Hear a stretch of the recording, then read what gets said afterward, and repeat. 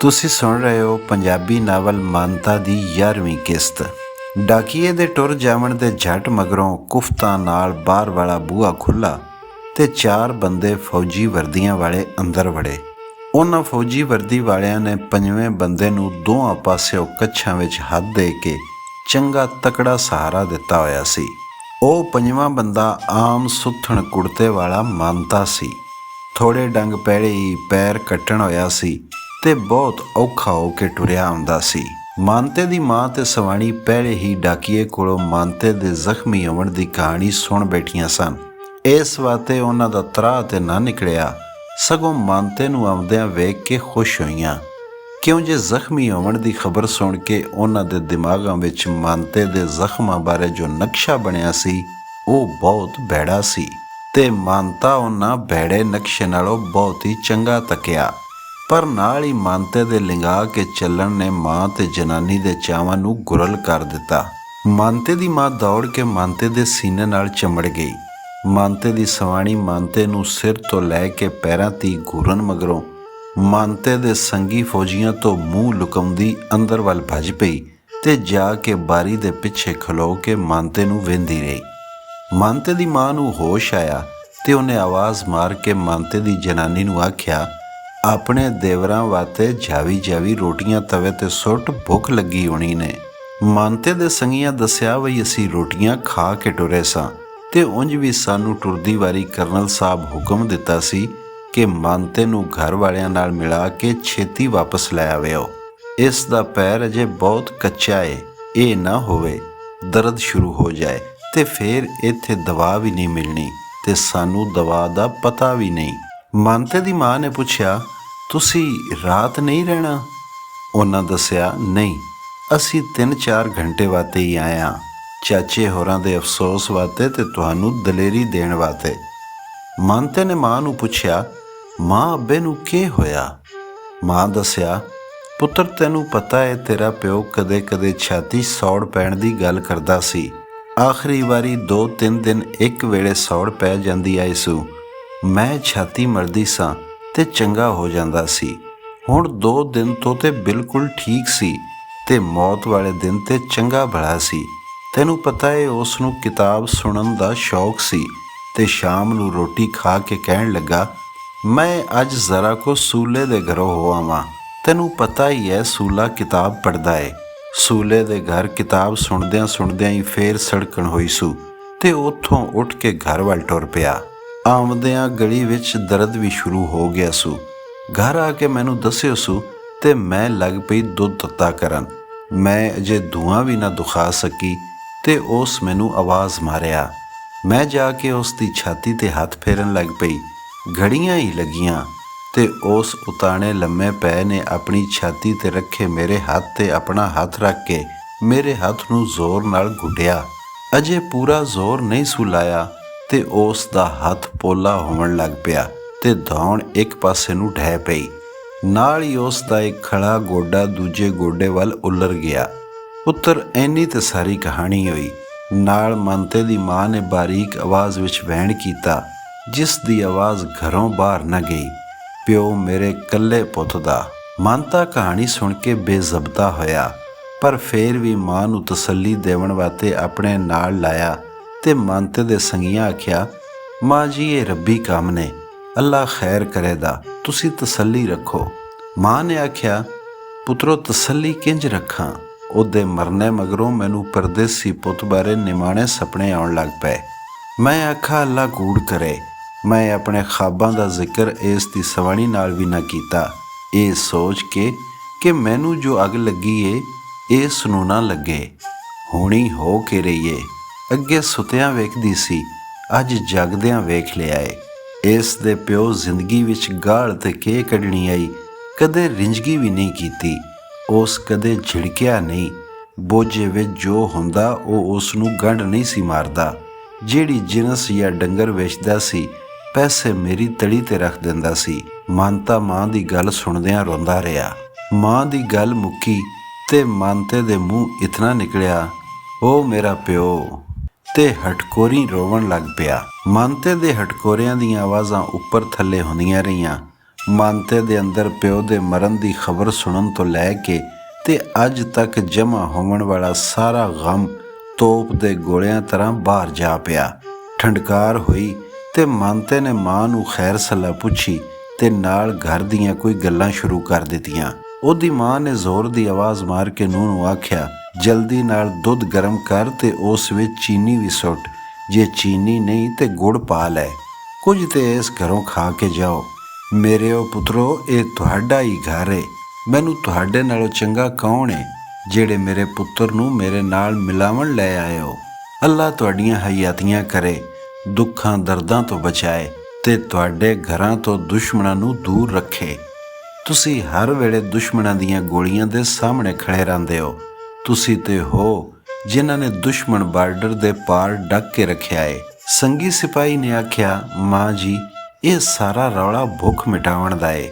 ਜੇ ਬਾਰਡਰਾਂ ਤੇ ਨਾ ਖਲੋਵੀਏ ਤੇ ਬਾਲ ਬੱਚਿਆਂ ਨੂੰ ਟੂੜਾ ਕਿੱਥੋਂ ਦੇਈਏ। ਜੇ ਇਹ ਗੱਲ ਨਾ ਹੋਵੇ ਤੇ ਫਿਰ ਕਿਸ ਦਾ ਦਿਲ ਕਰਦਾ ਏ ਪੈਰ ਕਟਾਵਣ ਨੂੰ। ਆਪਣੇ ਮਾਪਿਆਂ ਤੇ ਬਾਲਾਂ ਤੋਂ ਦੂਰ ਰਹਿਣ ਤੇ ਪਰਦੇਸਾਂ ਦੇ ਵਕਤ ਸਹਿਣ ਤੋਂ। ਸਿਪਾਹੀ ਦੀਆਂ ਗੱਲਾਂ ਸੁਣ ਕੇ ਮਾਨਤੇ ਦੀ ਮਾਂ ਹੋਰ ਪਰੇਸ਼ਾਨ ਹੋਈ, ਇਹ ਸੋਚ ਕੇ ਕਿ ਸਾਡੇ ਪੁੱਤਰ ਪਰਦੇਸਾਂ ਵਿੱਚ ਚਾਵਾਂ ਨਾਲ ਨਹੀਂ ਮਜਬੂਰੀਆਂ ਨਾਲ ਰਹਿ ਰਹੇ ਨੇ। ਮਾਂ ਨੇ ਮਾਨਤੇ ਦੇ ਫੌਜੀ ਸੰਗੀ ਦੀ ਪਰੇਸ਼ਾਨੀ ਵਾਲੀ ਗੱਲ ਤੋਂ ਫੌਜੀਆਂ ਨੂੰ ਤਸੱਲੀ ਦੇਣ ਵਾਸਤੇ ਇੱਕ ਦੋ ਗੱਲਾਂ ਕੀਤੀਆਂ ਤੇ ਫਿਰ ਆਪ ਸੋਚਾਂ ਵਿੱਚ ਵੜ ਕੇ ਚੁੱਪ ਹੋ ਗਈ ਤੇ ਝਟ 'ਚ ਸਾਰੇ ਘਰ ਨੂੰ ਖਾਮੋਸ਼ੀ ਨੇ ਬੱਦਲ ਤਰ੍ਹਾਂ ਘੇਰਾ ਪਾ ਲਿਆ। ਮਾਨਤਾ ਜਿਤਨਾ ਚਿਰ ਵੀ ਘਰ ਆਪਣੀ ਮਾਂ ਕੋਲ ਬੈਠਾ ਉਸ ਹੋਰ ਕੋਈ ਗੱਲ ਨਾ ਕੀਤੀ। ਇਹ ਹੀ ਕਹਿੰਦਾ ਰਿਹਾ, ਮਾਂ ਅੱਲਾ ਖੈਰ ਕਰੇਦਾ। ਉਹ ਦੋ ਸਵਾਣੀਆਂ ਦੇ ਇਕਲਾਪੇ ਤੋਂ ਪਰੇਸ਼ਾਨ ਆ ਤਾਂ ਹੀ ਜਟੇ ਜਟੇ ਕਹਿੰਦਾ ਸੀ, ਮਾਂ ਅੱਲਾ ਖੈਰ ਕਰੇਦਾ।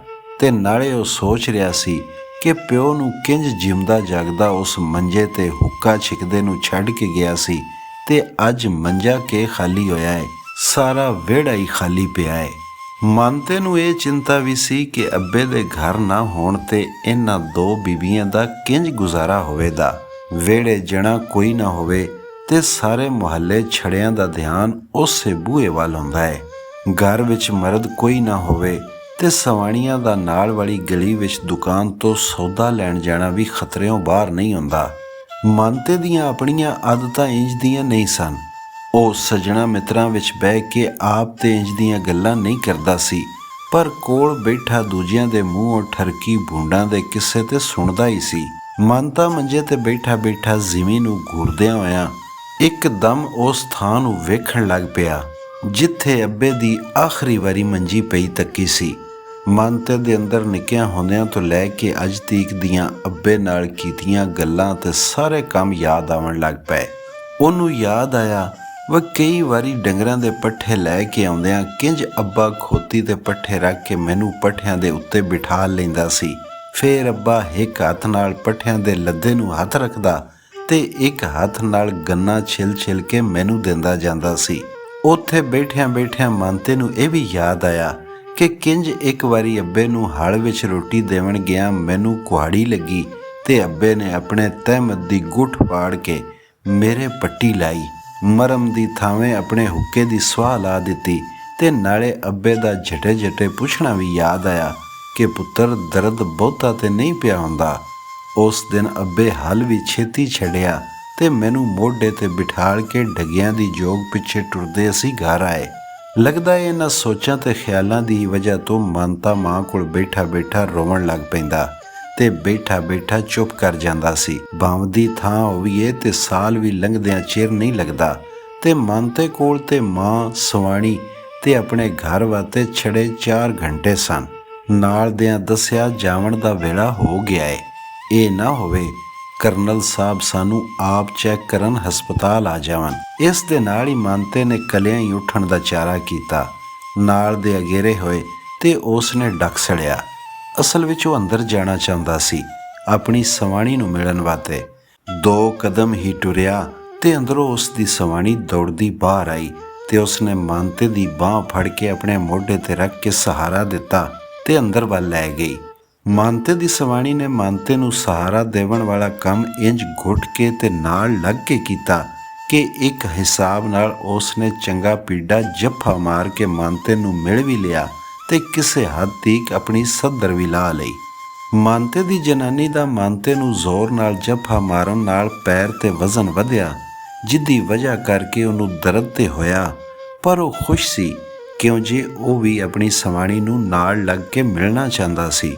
ਇੱਕ ਮੀਆਂ ਬੀਵੀ ਤੇ ਹੁੰਦੇ ਨੇ ਜਿਹੜੇ ਮੁਹੱਬਤ ਤੇ ਸਹਿਰ ਹੋਣ ਦੇ ਬਾਵਜੂਦ ਇੱਕ ਦੂਜੀ ਨੂੰ ਜੱਫਾ ਮਾਰ ਕੇ ਮਿਲ ਨਹੀਂ ਸਕਦੇ। ਇਸ ਖਾਹਿਸ਼ ਨੂੰ ਪੂਰਾ ਕਰਨ ਵਾਸਤੇ ਉਹਨਾਂ ਨੂੰ ਚੋਰੀ ਭੈੜੇ ਕੰਮ ਦਾ ਸਹਾਰਾ ਲੈਣਾ ਪੈਂਦਾ ਹੈ। ਜਦੋਂ ਮਾਨਤੇ ਦੀ ਜਨਾਨੀ ਮਾਨਤੇ ਦੇ ਨਾਲ ਲੱਗੀ ਤੇ ਉਸ ਆਪਣੇ ਉੱਤੇ ਵੱਡੀ ਚਾਦਰ ਲਈ ਹੋਈ ਸੀ। ਸਵਾਣੀ ਨਾਲ ਲੱਗਣ ਤੇ ਮਾਨਤੇ ਨੇ ਮਹਿਸੂਸਿਆ ਮੇਰੀ ਸਵਾਣੀ ਪਹਿਲੇ ਨਾਲੋਂ ਬਹੁਤੀ ਭਰੀ ਭਰੀ ਏ। ਮਾਨਤੇ ਹੱਸ ਕੇ ਉਸ ਵੱਲ ਵੇਖਿਆ ਤੇ ਜਨਾਨੀ ਨੇ ਸ਼ਰਮਾ ਕੇ ਦੂਜੇ ਹੱਥ ਨਾਲ ਆਪਣਾ ਮੂੰਹ ਕੱਜ ਲਿਆ ਤੇ ਆਖਿਆ, ਹਾਂ ਜੀ, ਤੁਹਾਨੂੰ ਯਾਦ ਨਹੀਂ, ਤੁਸੀਂ ਪਿੱਛੇ ਛੁੱਟੀ ਆਏ ਸੋ। ਫੇਰ ਅੰਦਰ ਜਾਵਣ ਤੀਕ ਮਾਨਤਾ ਗੁਟਕਦਾ ਰਿਹਾ ਤੇ ਆਪਣੀ ਸਵਾਣੀ ਦੀ ਗੱਲ ਸੁਣ ਕੇ ਖੁਸ਼ ਹੁੰਦਾ ਰਿਹਾ। ਮਾਨਤਾ ਕੱਲਾ ਹੀ ਬਿਰਾ ਸੀ ਤੇ ਇੰਜ ਦੇ ਘਰਾਂ ਦੇ ਵੱਡਿਆਂ ਦੀ ਬੜੀ ਖਾਹਿਸ਼ ਹੁੰਦੀ ਏ ਕਿ ਅੱਲਾ ਸਾਡੇ ਘਰ 7-8 ਪੋਤਰੇ ਦੇਵੇ। ਇੰਜ ਹੀ ਮਾਨਤੇ ਦੀ ਮਾਂ ਦਾ ਦਿਲ ਕਰਦਾ ਸੀ ਕਿ ਮਾਨਤੇ ਦੇ 7-8 ਪੁੱਤਰ ਹੋਵਣ ਤੇ ਉਹ ਇਸ ਵਾਸਤੇ ਦਿਨ ਰਾਤੀ ਦੁਆਵਾਂ ਵੀ ਮੰਗਦੀ ਸੀ। ਪਿੰਡ ਵਿੱਚ 2 ਹੀ ਤੇ ਦੁਆਵਾਂ ਹੁੰਦੀਆਂ ਸਨ, ਪੁੱਤਰ ਤੇ ਦੁੱਧ ਨਾ ਮੁੱਕੀ। ਮਾਨਤੇ ਦੀ ਮਾਂ ਨੇ ਆਪਣੀ ਨੂੰਹ ਵਾਸਤੇ ਪੁੱਤਰੀ ਖੇਡਣ ਵਾਲੀ ਦੁਆ ਹਰ ਵੇਲੇ ਕਰਦਿਆਂ ਰਹਿਣਾ। ਮਾਨਤਾ ਵੀ ਇਹਨਾਂ ਦੁਆਵਾਂ ਨੂੰ ਮੰਨਣ ਵਾਲਾ ਸੀ। ਅੰਦਰ ਵੱਲ ਟੁਰਦਿਆਂ ਉਹਦੀ ਸਵਾਣੀ ਨੇ ਕੰਡ ਪਿੱਛੇ ਪਾਈ ਬਾਂਹ ਵਾਲੇ ਹੱਥ ਨਾਲ ਮਾਨਤੇ ਨੂੰ 1-2 ਮਿੱਠੇ ਮਿੱਠੇ ਚੂੰਡੇ ਵੱਢੇ, ਨਾਲੇ ਹੱਸ ਕੇ ਉਸ ਵੱਲ ਵੇਖਿਆ ਤੇ ਫੇਰ ਮੂੰਹ ਥੱਲੇ ਕਰ ਲਿਆ। ਇਹ ਉਹਦਾ ਆਪਣੇ ਜਣੇ ਵਾਸਤੇ ਘਰ ਆਉਣ ਦੀ ਖੁਸ਼ੀ ਮਨਾਉਣ ਦਾ ਇੱਕ ਤਰੀਕਾ ਸੀ। ਪਲੰਗ ਤੇ ਬਹਿ ਕੇ ਦੋਵੇਂ ਇੱਕ ਦੂਜੀ ਨੂੰ ਵੇਖਦੇ ਪਏ ਸਨ। ਇਹ ਸਗਮਾ ਉਂਝ ਦਾ ਹੀ ਵੇਖਣ ਸੀ ਜਿਕਣ 2 ਵਰ੍ਹੇ ਪਹਿਲੇ ਵਿਆਹ ਵਾਲੇ ਦਿਨ ਰਾਤ ਨੂੰ ਦੋਵੇਂ ਇਸੇ ਪਲੰਗ ਤੇ ਬਹਿ ਕੇ ਇੱਕ ਦੂਜੀ ਨੂੰ ਵੇਖਦੇ ਆਏ। ਜਨਾਨੀ ਨੇ ਮਾਨਤੇ ਨੂੰ ਅੰਦਰ ਪਲੰਗ ਤੇ ਤਕੀਆ ਦੇ ਕੇ ਬਿਠਾਲਿਆ ਤੇ ਵੱਖੀ ਬਹਿ ਕੇ ਉਸ ਦਾ ਪੈਰ ਘੁੱਟਣ ਲੱਗ ਪਈ। ਮਾਨਤੇ ਨੇ ਕੰਡ ਤੇ ਹੱਥ ਫੇਰ ਕੇ ਉਸ ਨੂੰ ਤਸੱਲੀ ਦਿੱਤੀ, ਪਰ ਜਨਾਨੀ ਤੇ ਮਾਨਤੇ ਨੂੰ ਵੇਖ ਵੇਖ ਕੇ ਤੇ ਖੁਸ਼ ਹੋਵੇ ਤੇ ਨਾਲ ਹੀ ਉਸ ਦੇ ਪੈਰ ਵੱਲ ਵੇਖ ਕੇ ਭੈੜੀ ਪੈ ਜਾਏ। ਮਾਨਤੇ ਦੇ ਘਰ ਆਉਣ ਦੀ ਖੁਸ਼ੀ ਤੇ ਪੈਰ ਕੱਟਣ ਦਾ ਗਮ ਇਕੱਠੇ ਹੋ ਗਏ। ਨਾ ਉਹ ਰੱਜ ਹੱਸਣ ਜੋਗੀ ਰਹੀ ਤੇ ਨਾ ਹੀ ਰੱਜ ਰੋਵਣ ਜੋਗੀ। ਮਾਨਤੇ ਦੀ ਜਨਾਨੀ ਨੇ ਆਖਿਆ, ਛੱਡ ਦੇ ਇੰਜ ਦੀ ਖਤਰਨਾਕ ਨੌਕਰੀ ਨੂੰ, ਪੈਰ ਦਲਾਵਣ ਵਾਲੀ ਨੌਕਰੀ ਨਾਲੋਂ ਅਸੀਂ ਉਂਝ ਹੀ ਚੰਗੇ ਹਾਂ। ਮਾਨਤੇ ਜਵਾਬ ਦਿੱਤਾ, ਭਲੀਏ ਲੋਕੇ, ਅਸੀਂ ਗਰੀਬ ਲੋਕ ਹਾਂ, ਨੌਕਰੀਓਂ ਬਿਨਾਂ ਗੁਜ਼ਾਰਾ ਕਿੰਜ ਕਰਾਂਗੇ ਤੇ ਅਨਪੜ੍ਹਾਂ ਨੂੰ ਫੌਜ ਦੀ ਨੌਕਰੀ ਦੇ ਸਿਵਾ ਹੋਰ ਨੌਕਰੀ ਲੱਭਦੀ ਵੀ ਕੋਈ ਨਹੀਂ। ਜਨਾਨੀ ਦੱਸਿਆ, ਮੇਰਾ ਸਹੁਰਾ ਵੀ ਬਿਨਾਂ ਨੌਕਰੀਓਂ ਸੋਹਣਾ ਗੁਜ਼ਾਰਾ ਕਰਦਾ ਰਿਹਾ ਏ ਤੇ ਅਸੀਂ ਵੀ ਕਰ ਲਾਂਗੇ, ਇਸ ਵਾਸਤੇ ਤੂੰ ਇਸ ਸਲਾਹ ਬਾਰੇ ਸੋਚ। ਮਾਨਤੇ ਆਖਿਆ, ਤੂੰ ਮੇਰੇ ਹੱਥ ਪੈਰ ਕੱਟਣ ਤੋਂ ਨਾ ਡਰ, ਇਹ ਇੱਕ ਵਾਰੀ ਹੋ ਗਿਆ ਏ, ਇਸ ਦਾ ਮਤਲਬ ਇਹ ਨਹੀਂ ਕਿ ਇੰਜ ਦੇ ਕੰਮ ਰੋਜ਼-ਰੋਜ਼ ਹੀ ਪਏ ਹੁੰਦੇ ਨੇ। ਉਂਝ ਤੇ ਸ਼ਹਿਰ ਵਾਲਿਆਂ ਦੀ ਵੀ ਆਪਣੇ ਮੁਹੱਲੇ ਆਉਣ ਵਾਲੇ ਹਰ ਬੰਦੇ ਤੇ ਨਜ਼ਰ ਹੁੰਦੀ ਏ, ਪਰ ਪਿੰਡਾਂ ਵਾਲੇ ਕੋਈ ਬਹੁਤੇ ਹੀ ਖੋਜੀ ਹੁੰਦੇ ਨੇ।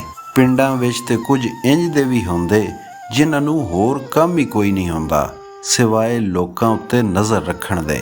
ਹੌਲੀ ਹੌਲੀ ਵਿਹੜੇ ਮੁਹੱਲੇ ਵਾਲਿਆਂ ਨੂੰ ਖਬਰ ਹੋ ਗਈ ਕਿ ਅੱਜ ਮਾਨਤੇ ਦੇ ਘਰ ਕੋਈ ਨਵੀਂ ਗੱਲ ਏ ਤੇ ਉਹ ਇੱਕ ਇੱਕ ਕਰਕੇ ਉਹਦੇ ਘਰ ਇਕੱਠੇ ਹੋ ਗਏ। ਇੱਕ ਇੱਕ ਕਰਕੇ ਇਕੱਠੇ ਤੇ ਹੋ ਗਏ, ਪਰ ਇਹ ਨਹੀਂ ਸੋਚਦੇ ਸਨ ਕਿ ਅਸੀਂ ਇੱਕ ਇੱਕ ਹੋ ਕੇ ਬਾਹਰ ਵੀ ਟੁਰ ਜਾਈਏ ਤਾਂ ਜੇ ਵਿਹੜੇ ਵਾਲਿਆਂ ਨੂੰ ਸੌੜ ਨਾ ਹੋਵੇ। ਪਰ ਇੰਨੀ ਸੋਚ ਅਜੇ ਕਿੱਥੇ। ਵਿਹੜੇ ਮੁਹੱਲੇ ਵਾਲੇ ਮਾਨਤੇ ਦੀ ਖੈਰੀਅਤ ਪੁੱਛਦੇ ਤੇ ਖੈਰੀਅਤ ਪੁੱਛਣ ਤੋਂ ਪਹਿਲੇ ਹੀ ਉਹ ਉਹਨਾਂ ਨੂੰ ਜੀ ਆਇਆਂ ਨੂੰ ਕਹਿ ਦਿੰਦਾ ਸੀ ਤੇ ਨਾਲ ਹੀ ਬਹਿ ਜਾਵਣ ਦਾ ਇਸ਼ਾਰਾ ਵੀ ਕਰਦਾ ਸੀ। ਵਿਹੜੇ ਮੁਹੱਲੇ ਵਾਲਿਆਂ ਨੇ ਮਾਨਤੇ ਨਾਲ ਉਸ ਦੇ ਅੱਬੇ ਦਾ ਅਫਸੋਸ ਕੀਤਾ, ਨਾਲ ਤਸੱਲੀ ਦਿੱਤੀ, ਬਈ ਅਸੀਂ ਇੱਥੇ ਹੀ ਹਾਂ, ਅੱਲਾ ਨੇ ਚਾਹਿਆ ਤੇ ਤੇਰੇ ਘਰ ਦਾ ਧਿਆਨ ਰੱਖਾਂਗੇ। ਮਾਨਤੇ ਨੇ ਦਿਲ ਵਿੱਚ ਸੋਚਿਆ, ਇਹ ਸਾਰੀਆਂ ਤਸੱਲੀਆਂ ਹੀ ਹੁੰਦੀਆਂ ਨੇ, ਕੌਣ ਕਿਸੇ ਦੇ ਘਰ ਦਾ ਧਿਆਨ ਰੱਖਦਾ ਏ ਤੇ ਨਾ ਹੀ ਕਿਸੇ ਕੋਲ ਕਿਸੇ ਦੇ ਘਰ ਨੂੰ ਧਿਆਨ ਦੇਵਣ ਵਾਸਤੇ ਟਾਈਮ ਹੁੰਦਾ ਏ। ਮਾਨਤੇ ਦੀ ਮਾਂ ਨੇ ਵੀ ਧਿਆਨ ਰੱਖਣ ਵਾਲਿਆਂ ਦੇ ਧਿਆਨ ਨੂੰ ਮਾਨਤੇ ਦੇ ਅੱਬੇ ਦੇ ਮਰਨ ਤੇ ਵੇਖ ਲਿਆ ਸੀ ਕਿ ਜੇ ਘਰ ਵਿੱਚ ਮਰਦ ਕੋਈ ਨਾ ਹੋਵੇ ਤੇ ਮਰਗ ਵਾਲੇ ਘਰਦਿਆਂ ਨੂੰ ਲੋਕ ਕਿੰਜ ਇਮਤਿਹਾਨਾਂ ਵਿੱਚ ਪਾਉਂਦੇ ਨੇ। ਮਾਨਤੇ ਦੀ ਮਾਂ ਨੂੰ ਯਾਦ ਸੀ ਕਿ ਜਿਹੜਾ ਸਾਡੇ ਘਰ ਵੱਲ ਧਿਆਨ ਰੱਖਣ ਦਾ ਚੋਖਾ ਰੌਲਾ ਪਾਉਂਦਾ ਪਿਆ ਏ, ਕਿੰਜ ਇਸ ਮਾਨਤੇ ਦੇ ਪਿਓ ਦੇ ਮਰਨੇ ਤੇ ਕੌੜੇ ਵੱਟੇ ਤੇ ਕੇ ਪਕਾਣਾ ਏ ਤੇ ਫੂੜੀ ਦੀ ਥਾਂ ਦੇ ਚੁਣਾਵ ਤੇ ਮੈਨੂੰ ਜ਼ਲੀਲ ਕੀਤਾ ਸੀ। ਤਸੱਲੀਆਂ ਦੇਵਣ ਵਾਲੇ ਜਿੰਜ ਕੱਲੇ ਕਾਰੇ ਹੋ ਕੇ ਆਉਂਦੇ ਰਹੇ, ਉਂਝ ਹੀ ਇੱਕਾ ਦੁੱਕਾ ਹੋ ਕੇ ਵਾਪਸ ਵੀ ਜਾਂਦੇ ਰਹੇ। ਕੌੜਾ ਵੱਟਾ ਕਿਸ ਘਰ ਵਿੱਚ ਪੱਕੇ ਦਾ, ਇਸ ਗੱਲ ਤੇ ਵੀ ਉਹਨਾਂ ਨੇ ਮਾਨਤੇ ਦੀ ਮਾਂ ਨਾਲ ਮੂੰਹ ਮਾਰੀ ਕੀਤੀ। ਇਹ ਰੱਟਾ ਇਤਨਾ ਵਧਿਆ ਕਿ ਮਾਨਤੇ ਦੀ ਮਾਂ ਦੇ ਸਿਰ ਜੇ ਉਸ ਵੇਲੇ ਵਿਹੜੇ ਪਈ ਲਾਸ਼ ਨੂੰ ਸੰਭਾਲਣ ਦਾ ਮਸਲਾ ਨਾ ਹੁੰਦਾ ਤੇ ਉਹਨਾਂ ਸਾਰਿਆਂ ਨੂੰ ਕੰਨੋਂ ਫੜ ਕੇ ਆਪਣੇ ਘਰੋਂ ਬਾਹਰ ਕੱਢ ਦਿੰਦੀ। ਮਾਂ ਹੋਰਾਂ ਉਹਨਾਂ ਦੀਆਂ ਗੱਲਾਂ ਤੇ ਇਸ ਗੱਲੇ ਵੀ ਸਬਰ ਕੀਤਾ ਕਿ ਉਹ ਜਾਣਦੀ ਸੀ ਕਿ ਜਦੋਂ ਕਿਸੇ ਮੁਸ਼ਕਿਲ ਵਿੱਚ ਹੋਵੀਏ ਤੇ ਲੋਕ ਨਖਰੇ ਵਿਖਾਉਂਦੇ ਨੇ। ਲੋਕਾਂ ਦੇ ਨਖਰਿਆਂ ਦੀਆਂ ਪੰਡਾਂ ਚੁੱਕਣੀਆਂ ਮਜਬੂਰਾਂ ਦੀ ਜ਼ਿੰਮੇਦਾਰੀ ਹੁੰਦੀ ਏ।